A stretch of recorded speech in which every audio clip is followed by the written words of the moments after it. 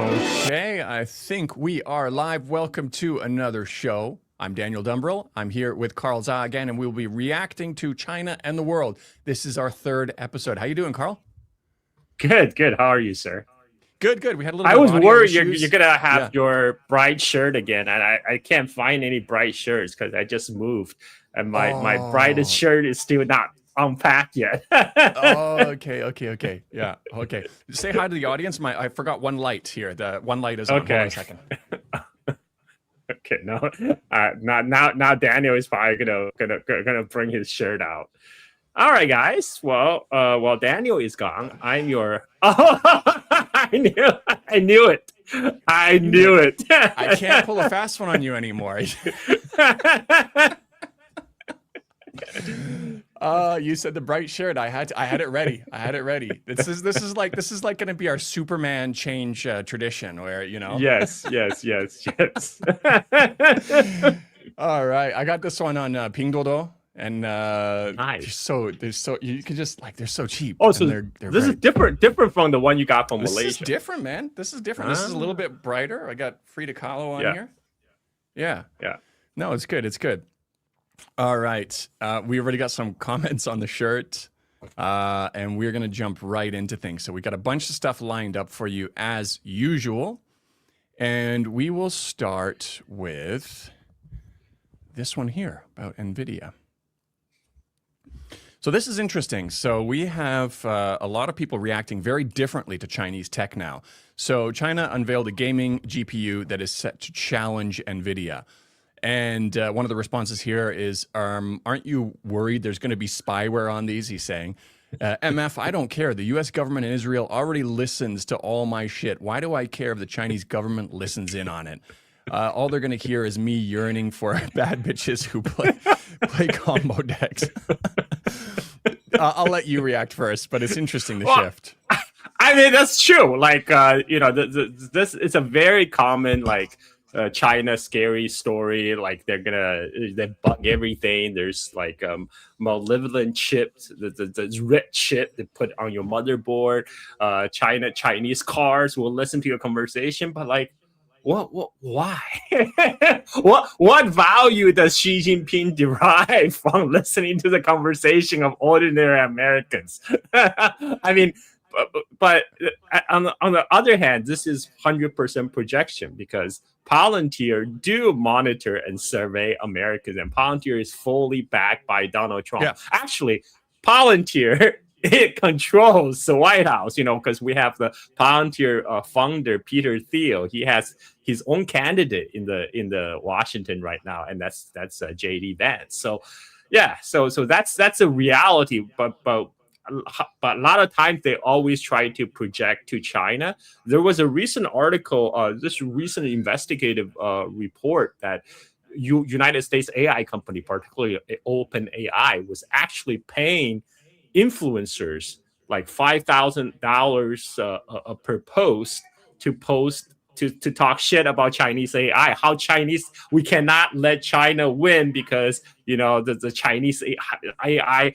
You don't want a Chinese AI to control everything? But what they don't tell you is their plan is exactly for OpenAI, Palantir, these companies to control all American lives. Yeah. I mean, but the reaction is really different now, where people are kind of thinking about it and first of all, this doesn't even make sense. Like you said, what are they going to spy on? Are they want to know what I thought of the last episode of the Kardashians? What could they possibly want to hear from your conversations? And even if you want to take that at face value, it's what can they actually do with that? With the U.S. government and Israel listening in on your conversations, there are actual things that will happen to you. And so that's why people are like, A, this doesn't make sense. B, even if it did, who cares? And that's why when they banned TikTok, they were like, what are you talking about? The Chinese government might steal my data. I'll give it to them voluntarily. Now I'm going to sign up for Red Note, which is actually a full-on Chinese-controlled, Chinese-based app. People are like, so? I don't care if they, know what I thought about the last episode of whatever it is they're watching. That's a point I keep on trying to bring up. It's like, look, I'm okay with Chinese government have my data because Chinese government don't have jurisdiction over me. But because I'm American citizen, I do worry about volunteers spy on me because FBI and all these Chinese government agencies, they can't do something to me, and they probably will if they find something. But yeah, so non-issue. Yeah. And in addition to realizing how silly the narrative is, and again, like thinking about what are the implications, even if it were true, which there's no evidence of it being, people are also looking at things differently for another reason too, and looking more positively at Chinese products. And this kind of gets to it. People really need to stop hating on China, man. Every time I'm in a pickle, it's China saving me. Gas prices too high, I'm riding in the BYD. Dram costs an arm and a leg, CXMT floods the market. Anthropic and OpenAI effing me on token costs. Hello, my friend, Mr. Quen. The CCP has done more for my cost of living than my government. That is true. China has enabled middle-class lifestyle all across the world, not just in the Western world either, also in places in global South like Africa. Now everybody from Indonesia to Kenya can afford a smartphone, and that's thanks to China made everything cheaper. Yeah. It reminds me of a speech that Obama did in Africa, where he was saying the world can't afford for Africans to live like Americans do, and how condescending is that? That's almost, getting people on side with saying, okay, you know what, maybe we got to, hold these people back. But like you said, again, China is making this kind of a better lifestyle possible for so many people in places like Africa and beyond. They used to make that same argument about China too. I mean, the big talk point back in like 1990s and 2000 is like, oh my God, what if the Chinese people decide to adopt eat as much as Americans, right? Like the world will starve, will run out of food. But actually today, on average, Chinese consume more protein than Americans. We're still okay. The world's still okay. We're going to get to a few topics that cover later on in this that I've got lined up that cover this idea of China becoming greater polluters when they rise, or the idea that, we should worry about how much food they're consuming. There's a bunch of stuff that ties into that, but we'll get to that in a second. I'm going to share something a little bit more fun first. This is your tweet. I put this forward to do this. So people were scared to use Chengdu Metro Line 13 because it's driverless. The Metro solution was to put a guy who sits in the front and pretends he's the driver. There are no controls, and he's not allowed to play his mobile phone. His job is to just be there to make people comfortable. I got to play the video first, and then you can talk about it. It's actually really funny.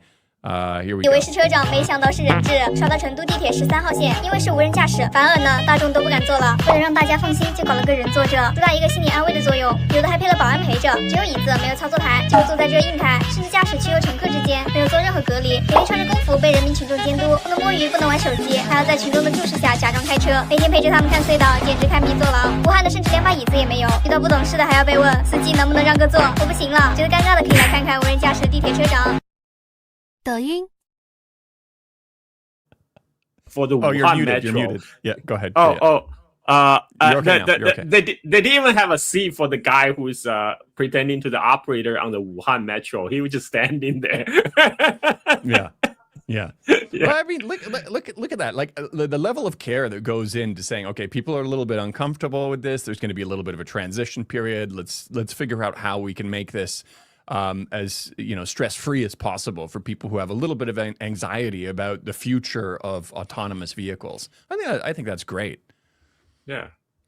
And then we have so this goes into what we were talking about before also, with China having more than enough food for themselves, and that being a problem for some people. China should stop hoarding food and fertilizer, says former World Bank chief. And I'll go into one of the reaction tweets to that, and then you can give us your reaction too. When China suffered Great Famine in the end of the 1950s, U.S. denied China from buying grains. It even spreaded the words that Mao allowed it to happen, and tens of millions of Chinese died.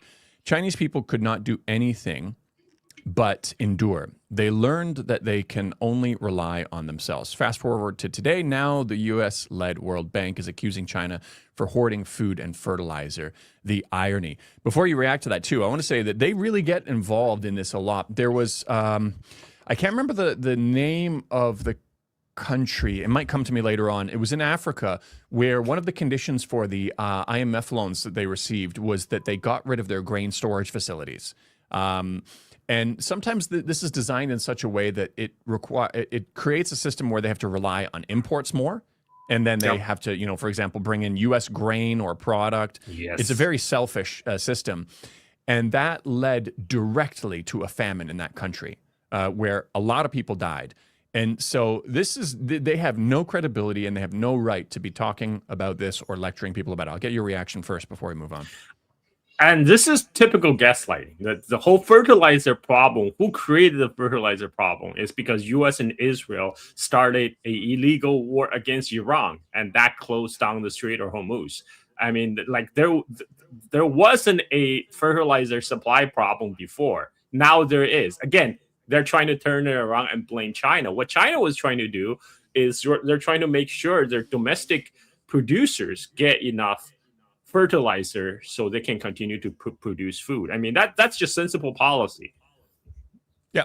And there's also, when you consider what China's done for the world with Longpin Chen, I don't know if I've said his name correctly, where he created the hybrid rice, which is responsible for feeding millions and millions of people around the world. And it's a tragedy that he never won the Nobel Peace Prize in any category when, it's not surprising when you realize how politicized it is and you get some random activist from China winning it who never did anything for the global population. But China has been responsible for feeding millions and millions and millions of people because of its tech that it open sourced to the world. But yeah.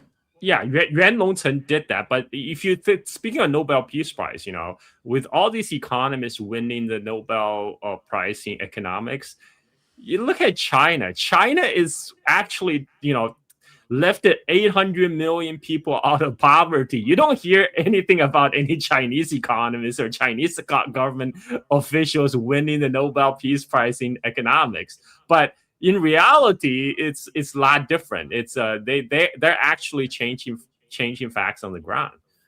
Yeah, there's the name. I butchered it. Yeah, Yuan Longping. I should have remembered that. But yeah, that's exactly what we're talking about. All right, now, okay, yeah, still food related. Your bowl of rice is hurting the climate too. So instead of blaming the billionaires and their private jets, they're blaming Asians for climate change. I've heard it all now. Your reaction, Carl? I mean, this is just we're getting into like the parody level now. Like you don't need the onions anymore. This headline just writes itself. Exactly. You have United States military, one of the top polluter of the world. No, that they're not the problem. It's all you Asians who eat rice. That is the real problem. Not the U.S. military that's sailing halfway across the world, burning oil to bomb another country. Yep. And still on the topic of China's rise and how they try to criticize it all the time, this is a common one where they talk about, so this guy says the media loves calling the U.S. the climate villain while praising China as the green leader, but China burns more coal than the rest of the world combined. Narrative versus reality. This this tweet was written from a device that had its carbon footprint offshored to China, by the way. China is making the world's products. And even though they're making all of the world's products, they still have a lower per capita emissions rate than the U.S. So they managed to do that, be the factory for the world, and still pollute less on a per capita basis than the U.S. And this is the same level, maybe not as obvious as the rice one, but it's the same level of desperation. But this one actually does trick people sometimes when they're doing this, and they're like, oh, look at this, China's polluting, while they're literally holding the device that had its carbon footprint offshore to China. Carl. No, exactly. It's the Wall Street types that offsource all the manufacturing together with all the pollution to China. That was by design. That was not a bug. That was a feature to offsource all the pollution, all the dirty jobs to China, and then they get to blame China for polluting the environment when China is making everything. And but what China is doing now is actually saving the world, because China's carbon emissions has either plateau or falling for the last couple of years. And this is huge. This is while the Chinese economy continue to grow, its export continue to grow.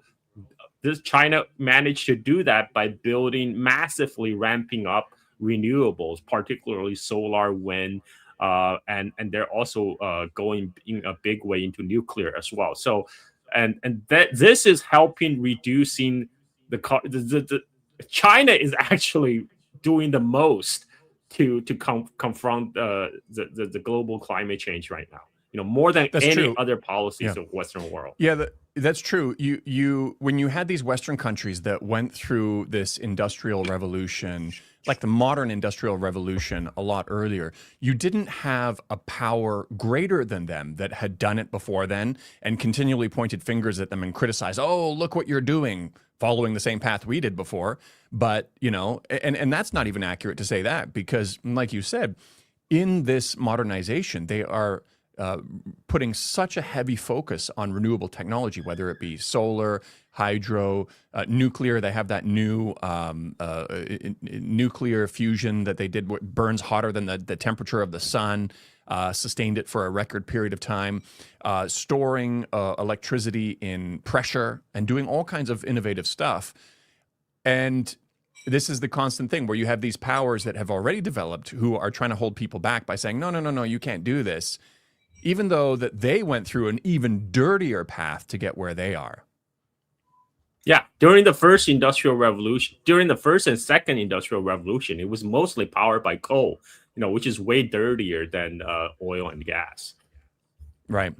Now, this next topic is going to be Uyghur related, because I feel like we're getting to a point where the U.S. laid off of the Uyghur narrative in Xinjiang for a while, just because of how awkward it would have been to still pretend to care about Muslims in China and still require people to imagine things that are going on in Xinjiang when they are supporting what Israel is doing to Muslims in Gaza, which you can actually see with your own eyes.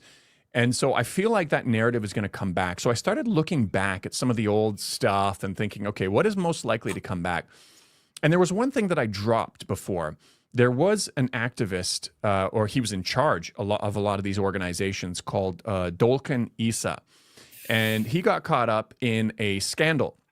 And he did this apology for it. I retweeted some of his stuff. So he did this really weird apology too, where he was like, it's because I had a highly stressful role with significant responsibilities, like almost like making excuses for it. And I never really followed up on it because I thought, oh, they took care of it. They got rid of him. He got removed from that specific organization. But when I went back, and also there was a lot of coverage about it too. Like they actually had coverage about the human rights world having a sexual harassment problem. This is him here. And I thought, wow, okay, they actually had accountability. It turns out, not really. It turns out this issue with protecting sexual predators, and as Professor Morandi likes to call it, the Epstein regime, it permeates even through to their human rights organizations. He's protected. He's still there. He's still involved. And I let me see if I've got it here. I tweeted about it. So once again, I thought he was already taken care of, but it looks like he just got shuffled over to the Uyghur Center for Democracy and Human Rights. And he also sits on the advisory board for Washington, D.C. based Asia Freedom Institute, speaks at congressional briefings, and attends events involving U.S. policymakers. So they don't care.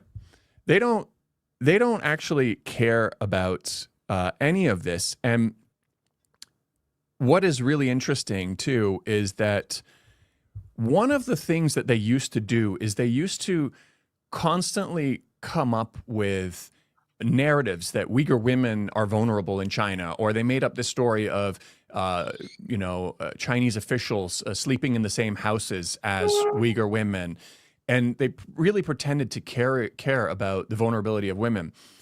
But one of the people who actually got caught up in this as a victim was a person called Julie Millsap. And she was like just this really outrageous kind of activist. And she worked directly for Rushan Abbas. And I want to talk briefly about Rushan Abbas because she's an interesting character too. I think you know her. You remember when when she first really went out into the public was when she did her AMA. You remember that? I know of her. I don't know her personally. Just a disclaimer, because she's a Pentagon contractor. I mean, she literally was contracted by Pentagon to interrogate the Uyghur detainees at Guantanamo Bay. So that's right. And yet she's a human rights activist. Yeah. And she also worked for military contractors. Yep. And she was there, like I said, helping to interrogate Uyghur detainees in Guantanamo Bay. But Julie Millsap was her direct employee. Julie Millsap worked directly with Rushan Abbas. And I actually interviewed Rushan Abbas and exposed a lot of her lies, like she was never involved in the NED before. She really wanted to distance herself from the NED. And I'll play a clip in a second about that and what she says the NED stands for once she does get caught and backtracks. And immediately after that interview, Julie Millsap came out on YouTube and did this criticizing video of me. She didn't actually address any of my points. It was just like general stuff like, oh my God, I can't believe this is somebody who wasn't subjected to Chinese propaganda growing up, yet he's spouting Chinese propaganda. But she didn't actually address any of my points. And the reason I bring Rushan Abbas up is because when she's pretending to care about vulnerable women in China, her direct reportee, the person who's working directly with her, when she was sexually harassed by the organizations that she works with, she had nothing to say at all. And then there's something even more interesting about her not speaking up. But first, I'll start with a little clip, 1 minute and 22 seconds of an excerpt of when I did interview Rushan Abbas. To answer your question, I'm looking for the truth. To answer your question, the NED has funded $8 million worth of grants to Uyghur groups in the U.S. since 2003. That's my answer to what do people potentially have to gain. NED, what does NED stands for? That is National Endowment for the Democracy, and its founder said that is for democracy. We don't have any. No, it's not.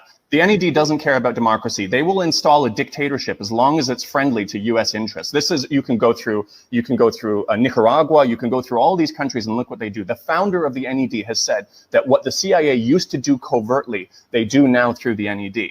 And the NED grant just started like October 2019, so it has been just 1 year. Because so you're saying you weren't involved with the NED before then? No. Campaign for Uyghurs was established 3 years ago, and I have looked it up. You were elected as the director of communications for the Uyghur American Association in 2006. They were receiving well over $100,000 per year from the NED. They had a $280,000 grant in 2016, and they had additional fundings for their other programs. So you were involved with the NED in some capacity before. Because just like what the name said, democracy. The NED is endowment for democracy that promotes democracy. She backtracked really quickly after that. She's like, well, it's just because it has D in the name, democracy, it's like she backtracked on that so quickly. So it didn't work out well for her. But Julie came to her defense so quickly. And you would think even based on that, she would at least have something to say that, I'm really sorry what happened to her or something like that. She should have looked after the people that were working for her more. I got another clip, which is really interesting because Rushan Abbas paints herself as this Uyghur first person. Like that's who she is. That's her identity.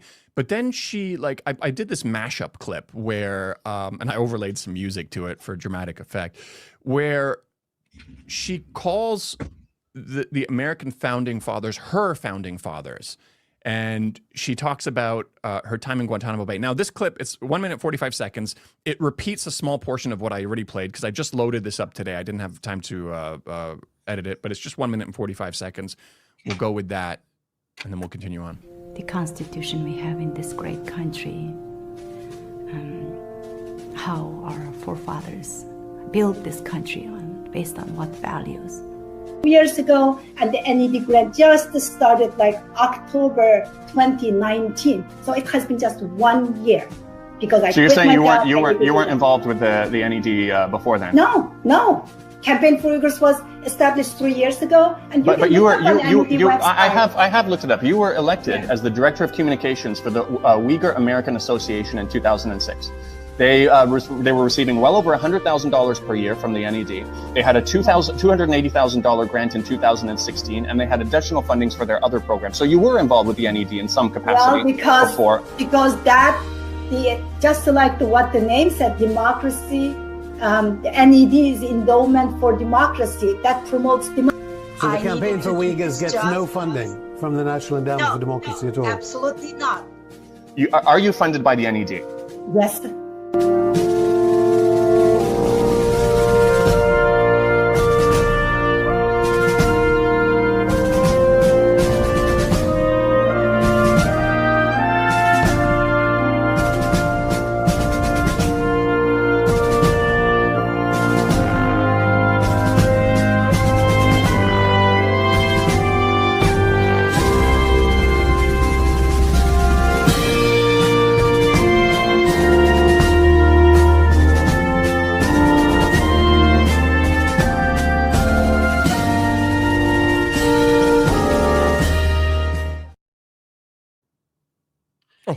Sorry. Yeah, I think that her picture together with Marco Rubio, that just said it all, right? Like this, she would be what journalist Yasha Levine would call weaponized immigrants, right? I mean, like the Marco Rubio come from the same vein, you know, the diaspora in United States that has some kind of grudge against their homeland, and they get to they get to an oversized role in United States in the way U.S. propagate propaganda to its own citizens about countries that U.S. perceive as its enemies. And like they serve a role, they serve a purpose. This is why there's a whole reason why they're so high profile. This is why they get all these engagement, why they get the podium. You know, this is how people. I mean, this is just how America works. Unfortunately, I mean, there's some very cringe diasporas in America. In order to fit in order to like be more patriotic, be more acting more American, they try to please the people who are trying to build the narrative. You know, they tell them what they like to hear, whatever they want about their homeland, whatever story they can make up, and that's how people make a living in the United States. Yeah, that's the thing. I mean, I mean, she is absolutely, without doubt. You talk about people being U.S. State Department assets, like, because they do various things. She is a U.S. State Department asset of intergalactic levels. Like, this is, you can't get. I mean, they're on the ground in Guantanamo Bay, helping them interrogate the very same people that she's pretending to care about. It's absolutely a grift. Now, in terms of her staying silent, already it is interesting enough that she had nothing to say about the scandal in her organization, perpetuated by people who are still involved in the community, creating a situation where people are still going to be vulnerable to these predators. There's something else interesting that I haven't heard anybody talk about, which is, do you remember when there was a flotilla to Gaza where it was intercepted and there were 180 people arrested, taken in, and absolutely humiliated by Israel also? They were put in humiliating conditions. Did you know that there were 2 Uyghurs included in those 180?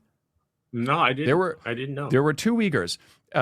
One is named Valadin Asaf, and the other one is Ibrahim Ishak.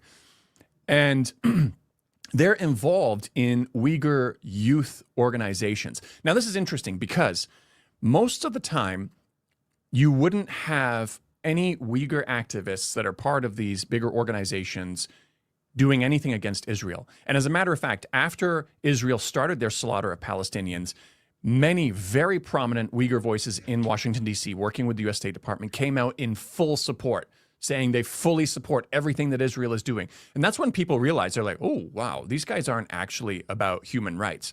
Now, for these guys, so that's why it's interesting to see that there are Uyghur activists that are getting involved.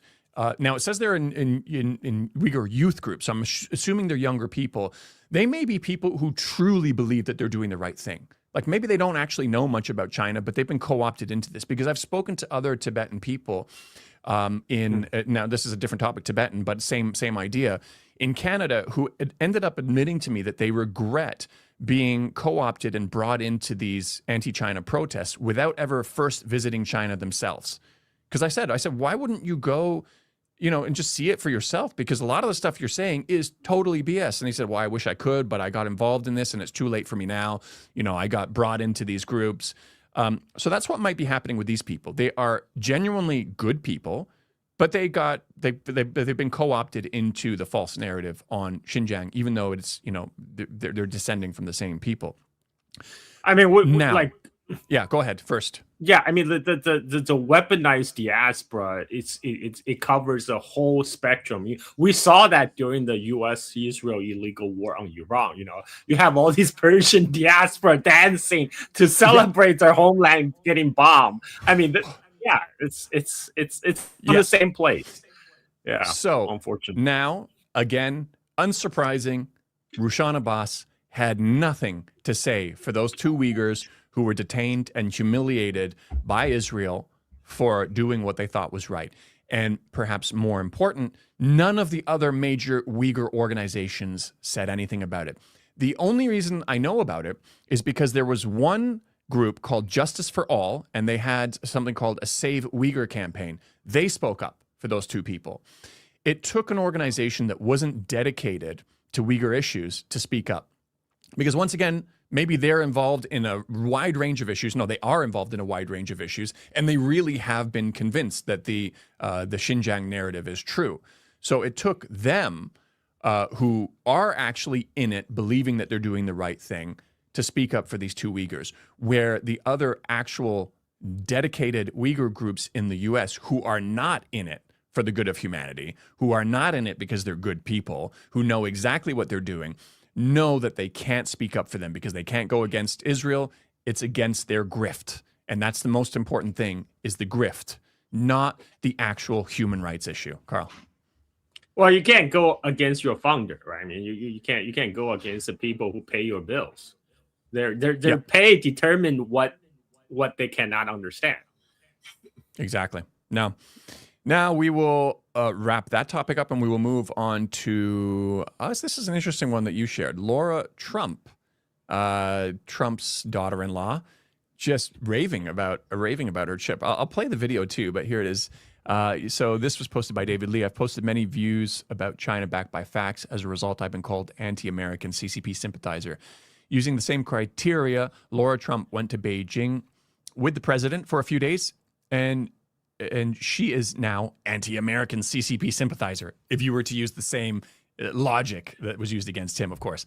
Wake up. You have been brainwashed all these years. Go and see it for yourself, like Laura Trump. Now let's pull up that video and hear what she had to say directly. China was wild. Honestly, what an incredible trip to be on. I was truly honored to have been there. It was amazing to see how different it was to physically be there on the ground versus what got reported here in the United States. Our society is, and our country is young and relativity to like the rest of the world.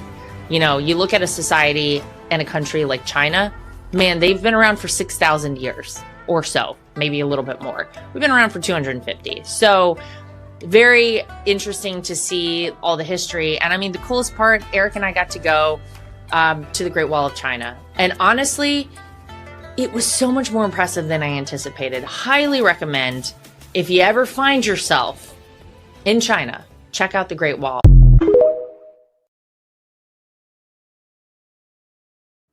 Carl, your reaction?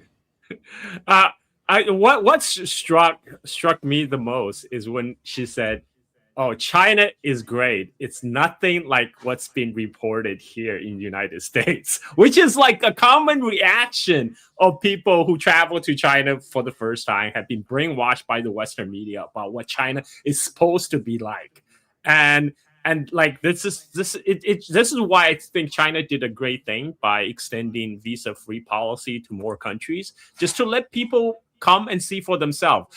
Now they changed their tune in Western media. Now they say China is weaponizing Western influencers. They're weaponizing their tourist industry, trying to influence people's opinions. Like, yeah, don't believe your lying eyes, guys. We, the State Department, knows best.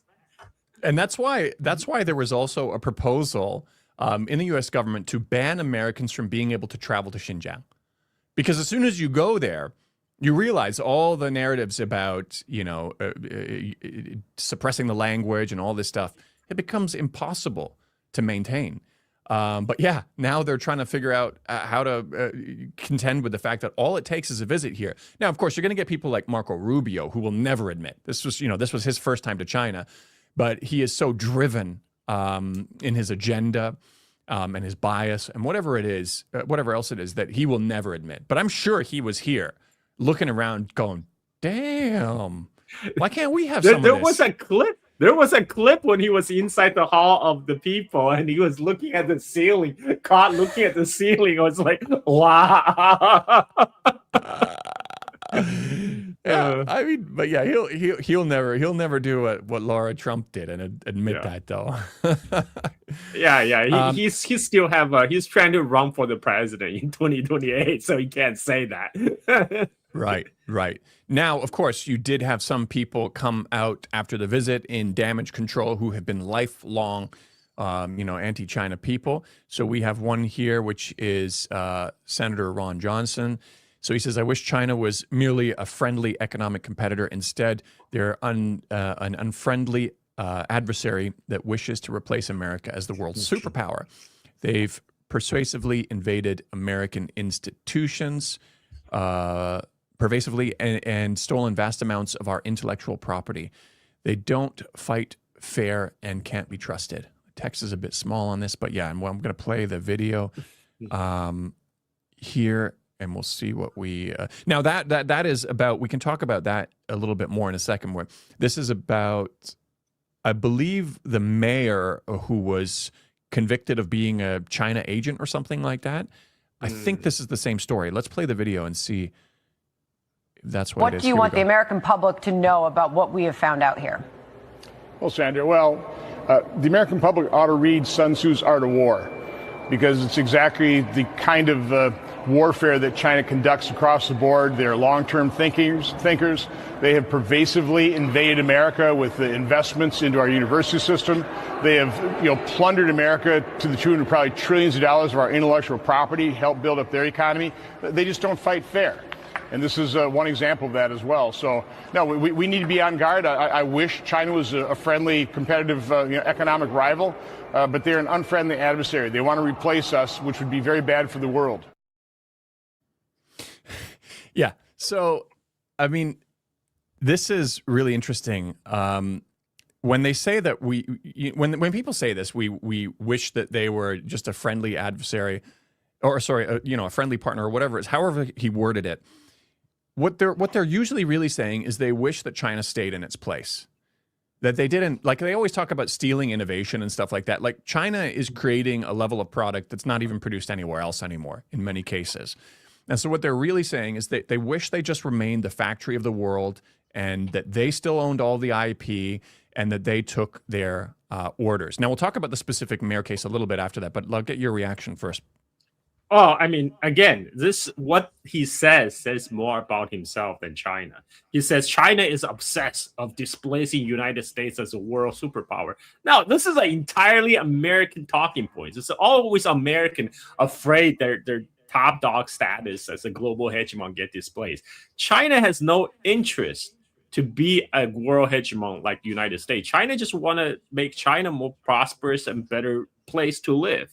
And what they cannot accept, like you say, is China looking like China is doing well, especially China is doing well compared to the United States, because a lot of people, even the politicians, understand now U.S. is in decline. You know, the whole Donald Trump's MAGA movement is based on the premises that America is in decline. That's why he needs to make America great again. But when they see China rising, that, you know, automatically China has to be, it must be cheating. They definitely did something unfair, you know, because that is how America rose. You know, America built itself on the back of genocide, slavery, and so China and exploitation. So China must be doing something equally shady. And you know, the whole accusation about intellectual theft of property, I'm sure there's industrial espionage going on. I mean, that happens all throughout the history. In every direction. United States did it during the second industrial revolution when they rip off a IP property of British. But overall, the majority of the tech transfer that actually happened is through, you know, it's mostly above the table. It's when the Western company come to China and Chinese government say, hey, we will trade you in exchange for the market access to the Chinese market and allow you to access Chinese labor. You must do tech transfer. So it's all above the table.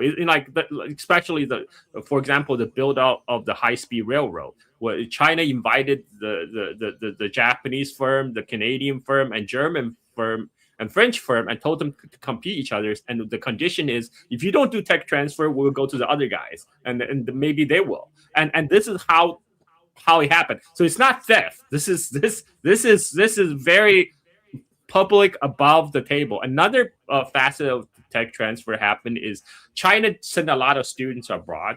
Some of these students, after having been working in the West for 10, 20 years, and they reach like the bamboo ceiling, and then they realize they can just return to China and be founders of companies, be VPs, and then they come back and bring their knowledge with them. And that's something that now a lot of Americans are also complaining about, which is really odd, because a lot of American research institution and science research very dependent on immigrant labor, like Chinese, Indian, Eastern Europeans, and Russians. They you know, I know this because, you know, I went to my dad's lab in University of Illinois at Chicago and saw a bunch of Chinese graduate students working there, and they have been reaping the benefit of the brain draining the world. And right now it's just a little bit trickle of reverse brain drain is going back to China, because China has devolved. So they're now panicking, calling China a cheater. Like the whole reason, like you say, is because China is becoming self-confident, is becoming a developed power that's a near peer competitor to the United States, and that's a position they're not comfortable with, because for the first time they feel that America's top dog position is being challenged, even though like that's not even intention of China. It's them Americans feeling insecure about their own position in the world and the way their own society is going, and then to project all that fears to China. Yeah, I mean, they never examined meaningfully what their brain drain on the rest of the world from countries that haven't even sufficiently developed yet, what that means to the world. And now you have a mini version of that where it's just Chinese people saying, I think I want to go home. You know, China created a country and the conditions where it's attractive enough to return home. One of the things that so many of these right-wingers want foreigners to do anyways. And suddenly it's cheating when it's, you know, minuscule in compared to the version that they rely on and have relied on for a long time. You're absolutely right. Now, in terms of critical comments, we're going to move on to one from Rick Scott. Now, I'm not going to tell you what this is about before I play it, but when you're listening to it, before he gets to the end, I want you guys to guess which country he's talking about. Which country does this to another population? And then there'll obviously be a twist at the end of the video, but at least based on the facts, of what he's talking about, which country do you think it best basically encapsulates? I'm gonna open the comments while I'm doing this just to see if anybody says which country actually does this, and see if you get it. Here we go. What if there was one country that could shut down the water? Like tomorrow, you get no water, or shut down your electricity. Tomorrow, no electricity, or shut down all of our ports so we couldn't bring anything else into the country, or shut down our internet, any of these things. Guess what? There's one country that wants to do all those things. We have got to understand we have enemies. We got to secure our country. Right? I have a couple bills. One would secure ports, and the other one would put together a task force of federal agencies to get after this. Say, we're going to protect our electrical grid, our water, our ports, all these things. And by the way, stop buying anything from China. So basically, he's saying he's scared that China will do to United States what United States do to other countries. I mean, like that's that's basically their fear. There's something more specific. Let me see if I didn't see that video come up at all, but it played the whole video for you. You saw it? Mm-hmm, mm-hmm. Oh, okay. Yeah. Yeah.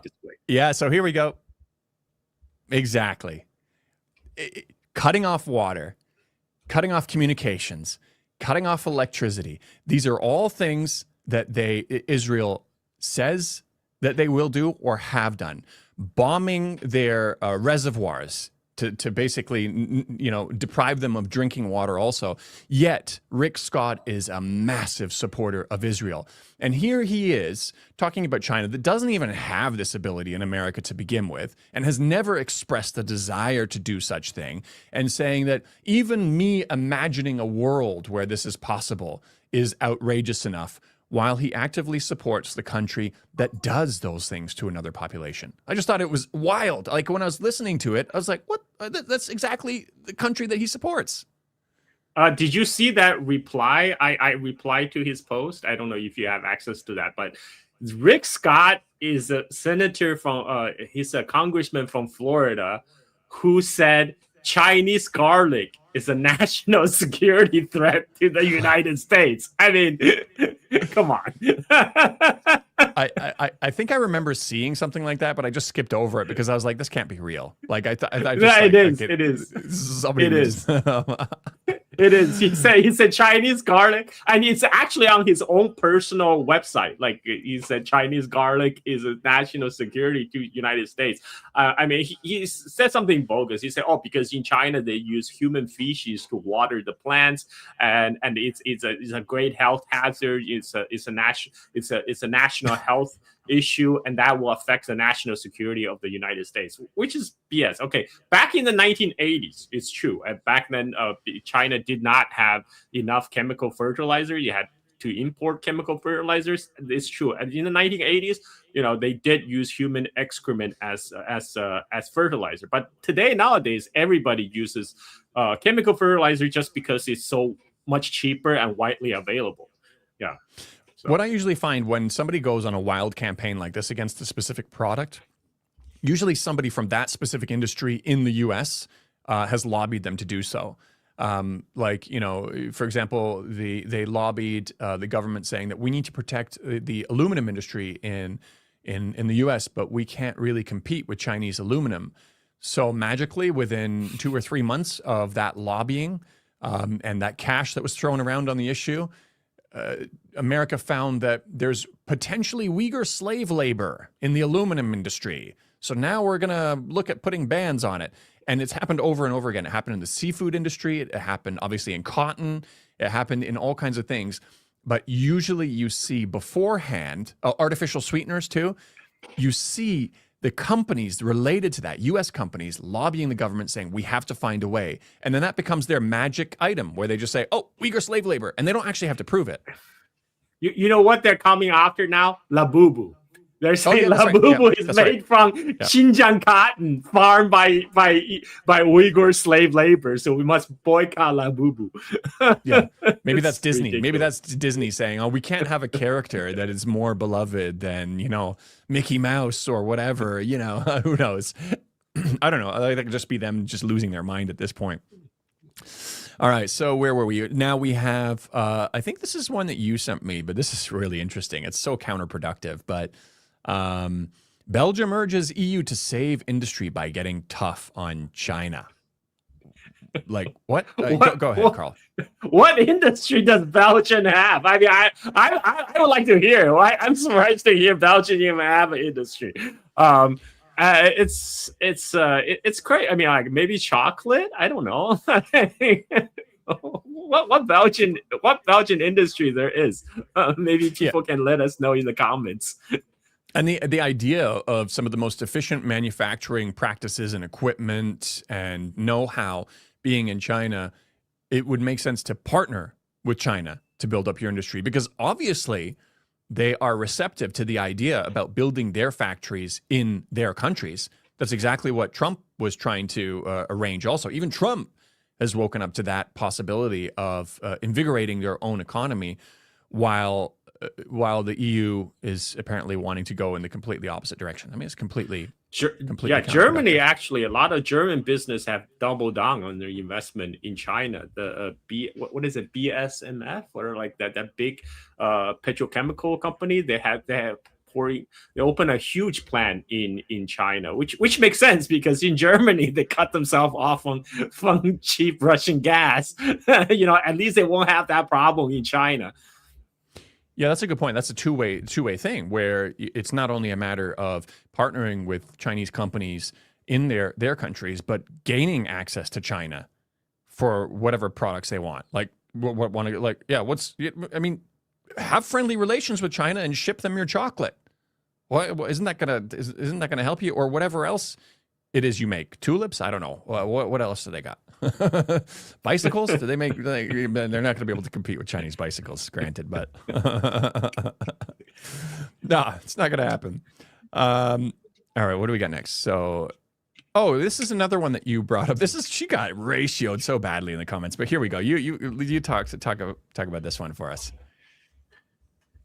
Oh yeah. So she is a Wall Street Journal reporter, and she put a whole article about how she's leaving China because China is becoming increasingly hostile to foreigners. And her example is when she got into a taxi, and she was asking about the map the taxi driver was using, and the taxi says, "Oh, I can't tell you, it's national secret."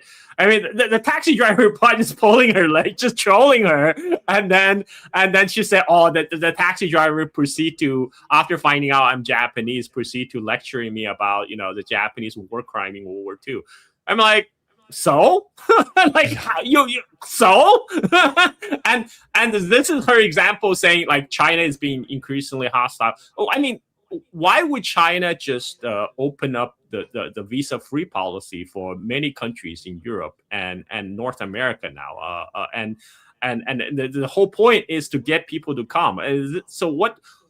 She's doing exactly the same thing that they're trying to do, damage control. Now they know a lot of people are coming to China to see it for themselves, what China is really like. So they're trying to preempt that and say, Chinese government is brainwashing their citizens to be really hostile to the foreigner. Look what happened to me. It's just, but what she doesn't reveal is she's leaving China for a position in Washington to be the national security reporter, so she's embedded with all the military industrial complex in Washington. I mean, Chinese people should be distrustful of her. Yeah, I mean, and she's setting up her origin story also, so that she can add credibility to the inevitable China bad stories that she's going to have to make. I remember there was a fairly famous anti-China YouTuber who made up this whole story about how he just barely escaped China, and it was just this most ridiculous thing. Like, it was like he was like riding around in his motorcycle in Huizhou, and he said the police were looking for him, but they didn't think to check at his house where he was, his apartment. And then he left China through exit immigration into Hong Kong. He said, "Oh, I barely escaped. They were looking for me." You don't think the exit immigration people would know that? And then it turns out he actually came back to China after that. But this is the story that he painted to his audience so that he could gain credibility as this persecuted person from this evil country. So she might be setting up that story for herself also. Now, she obviously, she was ratioed in the comments also, where a lot of people are saying this is not the experience of foreigners in China. I've been here for 18 years now, and I can say the same thing. That is not the experience. And if a taxi driver, all of a sudden, when the U.S. had taken Meng Wanzhou hostage in Canada, if the taxi driver had told me, "Oh man, what your country is doing to Meng Wanzhou is terrible. This is like outrageous," I wouldn't think, "Oh my God, I'm being attacked." I would have to be extremely sensitive and so like, "Oh, how can you say something about bad about Canada?" Even if I didn't agree with them. Even if I was like, I don't know, that's not an attack. And of course, Chinese people are going to want to talk about what Japan did, especially because there was never really a true reconciliation for them. Like, especially not like, compared to what Germany went through in terms of a very deep-rooted reconciliation process. Never mind, they're now supporting, doing the same thing to the Palestinians. But that aside, there at least was an understanding and a nationwide effort to almost shame themselves for it. Whereas it seems like it's the complete opposite in Japan. And you'll even get people who can support what happened without any major consequences. So, of course, this is, especially if they were elderly, this is what they're going to talk about. And and there's also an insidious assumption that Chinese people cannot have their own independent opinions on anything. Like, it must be the government that's brainwashing them to hold this opinion. It's like, why wouldn't a Chinese taxi driver uncle be angry about Japanese war crime in World War II? I mean, like why it has to be something implanted in his brain by like a government chip or something? Like, this is just ridiculous. Yeah. No, definitely. I don't have the video here. I got to see if I can load it up while we're talking. But there's the Wang Yi question in Canada. It was a clip from 10 years ago. We'll load that up. I'll remember to load that up next week because I didn't get the video ready. It'll take too long to find that. But that was a really good one. We'll come back to that next time. Now, you posted something on the overall trust factor on China. This goes back to the shift I was talking about, too. Most countries in the world now sees the U.S. as the biggest threat to the world, except for the EU, which views Russia as the bigger threat. Only Japan sees China as the biggest threat because they're scared that China will do to them what their grandpas did in China, going back to the same thing. But yeah, you want to talk a little bit more about that? I mean, basically, I even see some Japanese ask that question. It's like, okay, I understand why Chinese people would have strong feelings toward Japan, but why would we Japanese people hate the Chinese? What have they done to us, right? I mean, like, it's like I think it has to be that psychological fear. They know what their grandpa did in China in World War II was bad. But their way of trying to push away the guilt is trying to say, okay, well, the Chinese are the bad people for keep on bringing this up. What? Why do they keep on bringing this up? It happened 80 years ago. Of course, can you imagine if they like some events commemorating Holocaust? You tell those people it's 80 years ago. Get over it. Get over it. Get over it. But that's who's how gonna say that. Yeah, that's how the even the English language mainstream media often do lecture to Chinese people on this issue. It's like, oh, but this 80 years ago, why can't you just move on? It wasn't that long ago, man. My grandpa, my grandparents, both set of my grandparents has went experience through it. It's like they told me the stories. It wasn't that long ago. My grandpa was forced to salute at every Japanese soldier at checkpoint in his hometown, and when he refused, he got slapped across his face. Public humiliation. Those things.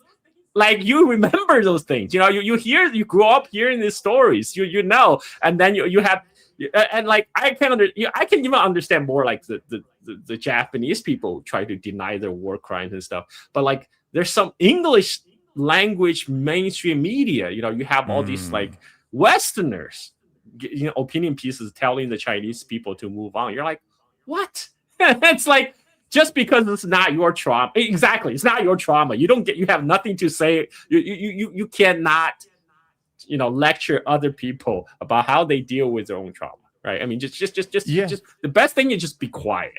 Like if you have nothing good to say at all, just be quiet. This is the double standard against non-Westerners or non-Western allies. Like if I'm not mistaken, I think going back to Belgium, I think they still have statues of Leopold in their country, despite what they did to people in the Congo, which was, one of the greatest atrocities of all time. I mean, that would be the equivalent of still having Hitler statues in Germany. But it doesn't matter. And so it's the same thing with the Chinese. It's like, oh, come on, get over it. But they would never, ever, ever say that to Jewish people. That would be the main example. That would just be out of the question. Yeah. But they can't see how that is a double standard. Now, what do we got? Oh, so we have somebody who refused to take a pledge while taking office, and then it somehow became about China. This is your tweet. We'll let you take this. Yeah, California congressional candidate refuses to say Pledge of Allegiance, turns back on U.S. flag. Well, yeah, so she's Chinese. If she does that, her family will be put in prison back in China. She literally works for the CCP. Carl, your reaction? So her ethnic background, her name is Mai Wong, and her ethnic background is Hmong. Her parents were Hmong refugees from the Vietnam War, because United States will weaponize the Hmong ethnic group against the Viet Cong, and so a lot of them escaped after the Vietnam War to settle in United States. This is again validates Foreign Minister Wang Yi's statement. Wang Yi famously said when he met with Foreign Minister of Japan and South Korea, it's like, look, to the Americans, we're all Asians. They can't tell us apart. Like they will just look at you and they're just thinking you're all Asian. I mean, like he was attacked by all the English mainstream media saying Wang Yi is being racist. Wang Yi is the one who's been racist. In fact, Wang Yi just making observation. He's just making an observation of what actually exists in the United States. I mean, here you have like an ethnic Hmong woman who, because she for whatever reason refused to, pledge allegiance to the flag or whatever, and that they just saw her East Asian face and said, call her a Chinese infiltrator. This is Wang Yi again vindicated, fully vindicated. I've got a little bit of a bonus clip here too. I meant to slot it in before that one, but this is okay. And I'm not sure if you saw this. It is Mike Pompeo and Victoria Nuland getting schooled on their support for Israel and other things. It's 1 minute and 56 seconds long. I absolutely love this clip, so I just wanted to share it with everybody. Here we go. This is what human decency demands. You don't let a radical regime close off the global economy by firing Shahed missiles into nations that did nothing. Right? They're firing into civilians in the United Arab Emirates, even just this week. That's just not something that the world can accept. And so this monster is worthy of the hunt. You do know, Mike, that we started the war. No, absolutely not. Absolutely not. Oh, no. They weren't firing those missiles until Israel and the United States attacked Iran. You do understand. Welcome to 1979, when the revolutionary regime began to kill Europeans. You do know that we overthrew the democratically elected government in 1954. Just for the record, you were talking about this. You don't think Iran has? You think Iran's forgotten about that? No, I suspect they've not. You don't think Iran remembers that we supported Saddam Hussein in the Iran-Iraq War? I know forgotten about this? I know this. Other countries have history. Do you think Iran is a monster? No. Okay. Okay. I don't think they're. Okay. I'm glad I don't live there. I think many countries do many bad things, including my own, and I wouldn't call the United States a monster.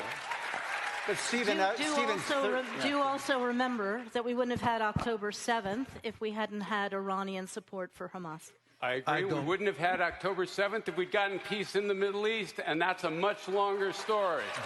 It is, and every single U.S. president has tried and will continue to. Not very hard. But it is very important to emphasize there's no evidence that Iran even knew about October 7th, much less Oh my caused it. goodness! Oh my goodness! Right. I'm sure it is lovely to live where you live and believe There's that. no evidence Oh in the my public goodness. record of that. Oh my goodness!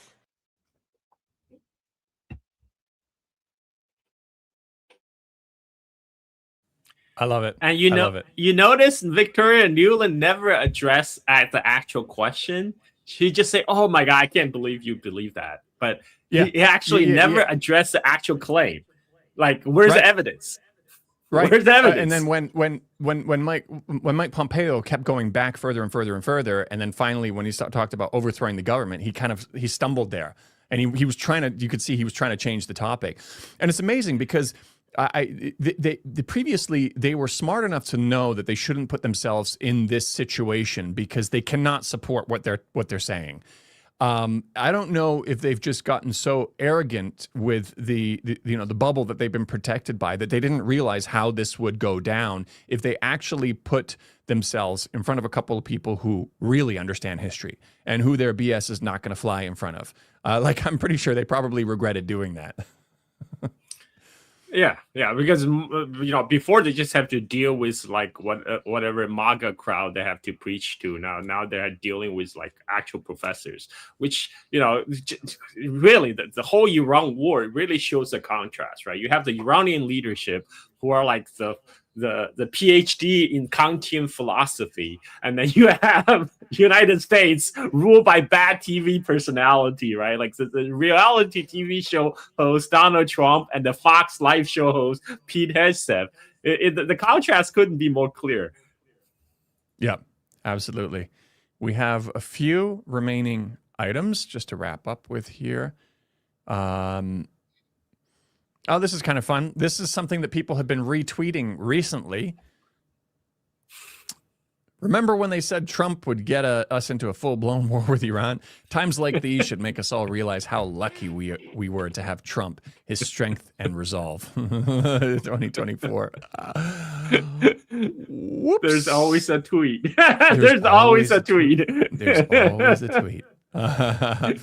This is one you shared. It was a while ago. I'm not sure if you still want to talk about this one. You sent this one to me. This one. Oh, I mean, like here you are the president of the United States, and you are posting AI images that supposedly prove the superiority of American arms. I mean, this is just sad. This is not only childish, but this is sad. If you have to like post fake AI slops to boast, I mean, what does that say? Well, yeah, they were even, as we covered in our last show, posting AI slop to say that they were feeding their service members properly. With the one guy tasting the stainless steel wall or whatever it was. Yeah. Yeah. What do we have here? I'm not sure if this is one you shared or I shared. That text is going to be a bit small. When the fake news said that the Iranian enemy is doing well militarily against us, it's virtual treason and such a false and even a preposterous statement. I'll let you go through the rest of it or whatever you want to cover this. I think you shared this one with me. Yeah. Like whenever when the Trump's tweet, the True Social post gets longer and longer, this guy is flipping out. Like this guy is crashing out because nobody wants to read all this like freaking thing, just him ranting. I didn't even want to. This is just saying again. It's got to be pretty bad if he's complaining that people are saying, Iran is doing better than United States in the war, which is the truth because Iran now controls the Strait of Hormuz, where 20% of the world's oil and gas transit through, and United States have no way of reopening it. That this is why Trump has been, threatening and then backing off. But if they have the military option to reopen the Strait of Hormuz, they would have done it already. But they can't, and that's right. Where we are. Yeah, we have one final one. This is also one that you shared with me. Breaking, U.S. forces on Monday launched what a U.S. Central Command described as self-defense strikes in southern Iran. Self-defense, quote unquote, how far they are. Yeah, I mean, your reaction. Well, I mean, we just live in 1984 now. The war is peace. War is self-defense. But like they're totally they don't even try to disguise it now. It's just so blatant. Yeah, absolutely. I have nothing else. Is there anything else you want to wrap up with, or is that a wrap? No, we're good. We're good. That's another week of us just laughing at the headlines. And yeah, absolutely. We will try to come back to you next week. I'll be traveling a little bit. I'm going to Shenzhen. I got invited to Tencent's Penguin Island opening. It's a little island off of Shanghai area where there's no cars allowed on it, and it's this whole area for basically Tencent headquarters. It should be pretty cool. But I should be back in time. But if not, we're going to try to do this at least every 2 weeks. I will be traveling through Xinjiang for 2 months in my RV with the family. So during that time, not sure if we can do this on the road or not, but I love doing these. So we'll see what we can do. Worst case scenario, after the summer holiday, we'll resume. But we will have a couple episodes in before that anyway. So thank you everyone for joining. Thank you, Carl, once again, and we'll see you all next time.